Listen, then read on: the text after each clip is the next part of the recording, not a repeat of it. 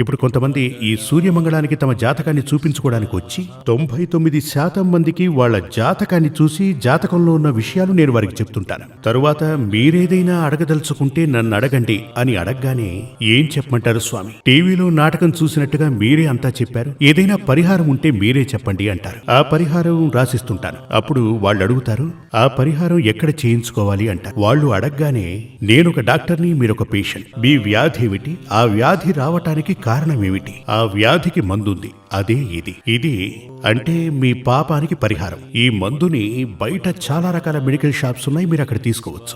మేము ఒక ఫార్మసీ పెట్టుకున్నాం, కావాలంటే తీసుకోండి, అది మీ ఇష్టం అని చెప్తాం. ఈ సూర్యమంగళంలో చెప్పే విధానం అదే. ఇప్పుడు ఇదివరకే చెప్పిన ఆ కథకు వస్తాను. అప్పుడు ఆ అమ్మాయి వాళ్ళమ్మ అన్నారు, వివాహం జాతకం చూసి ఇష్టపడి మరీ చేశాం, కానీ ఇప్పుడు వాళ్ళిద్దరూ విడిపోయి బ్రతుకుతున్నారు అంటారు. నేను ఎదురు పడితే ఆయనకు నచ్చటం లేదు, నన్ను దూరంగా ఉంచాడు